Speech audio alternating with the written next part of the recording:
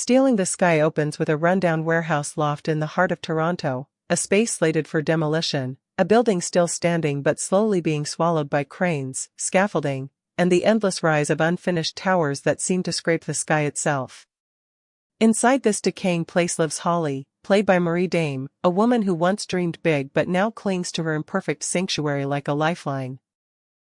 She pays rent by hosting Airbnb guests, even though she barely makes ends meet, and her ex-boyfriend still shows up at the worst moments. Each tenant in the loft carries their own story: Marilyn, Holly's sister with bigger audiences but her own deep insecurities; Bryce, a lost soul who knocks on the wrong doors looking for belonging; Tom, a struggling musician whose songs sound better in his head than on stage; Ronnie, who works 2 jobs yet still can't scrape together enough for stability; and Yasser, an immigrant trying to balance old traditions with new city life. They are outsiders, dreamers, and survivors, and they intersect not because they plan to, but because this crumbling building is one of the few refuges left in a city that keeps pushing ordinary people out. Here, they find warmth in shared laughter, found family in late-night conversations, and glimpses of hope in moments that feel too fragile to last. As the demolition notices pile up and the wrecking ball draws closer, the film shifts into a rich mosaic of intersecting lives, showing how each character copes with uncertainty in very different ways. Holly tries to keep everyone together, even though her own heart is breaking under the weight of rent increases and her mother's health problems. She throws parties to keep spirits up, yet those same gatherings reveal tensions: Marilyn's jealousy mixed with pride, Bryce's longing for real connection mixed with fear of rejection, Ronnie's attempt to mask pain behind constant jokes. Tom performs an impromptu concert on the loft rooftop during a rainstorm that turns into an unforgettable moment where strangers sing together, reminding everyone that even in chaos, beauty can exist. In the background, the city grows louder, cranes interrupt conversations, and the skyline becomes a metaphor for homes being stolen just as hope seems within reach.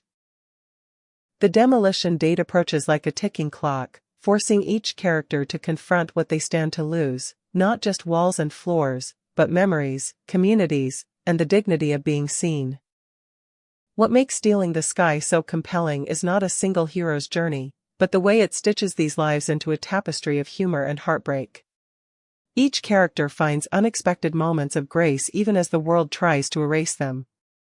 Ronnie opens up to Holly about feeling invisible in a city obsessed with wealth and productivity, and Holly shares her fear of becoming the person she once mocked, someone whose dreams shriveled with time. Bryce learns that belonging isn't earned through bravado but through vulnerability, while Tom's music becomes the thread that binds them in nights of raw laughter and tearful confessions. The film treats its setting not just as a location but as a living character: walls that have witnessed whispered truths, floors that have caught spilled tears and dancing feet, and windows that frame a city that keeps rising, often without care for who it pushes aside. As eviction notices are served and bulldozers inch nearer, the characters learn that community is not something you find but something you forge from shared uncertainty. These are not perfect people, they are human in all their messy glory, finding connection while facing heartbreak. In the final act, Stealing the Sky becomes both a celebration and elegy, a tribute to impermanence, resilience, and the quiet dignity of people who refuse to disappear beneath towering development. On the last day before demolition, Holly organizes a final gathering in the loft that feels less like a goodbye and more like a statement that life still matters even when space disappears. The camera pans across faces filled with laughter, tears, hope, and nostalgia, capturing a moment in time that is both fleeting and deeply profound.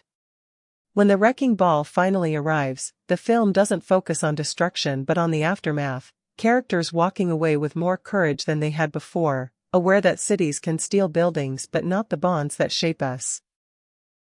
In a world obsessed with progress and shiny new skyscrapers, Stealing the Sky reminds us that real life happens in the cracks, the imperfect spaces, the people we find while clinging to what so many others have already lost. It's a bittersweet tribute to human connection, poignant, funny, imperfect, and achingly real, and it leaves viewers reflecting on how much of life slips through our fingers while we watch the cranes steal the sky above us.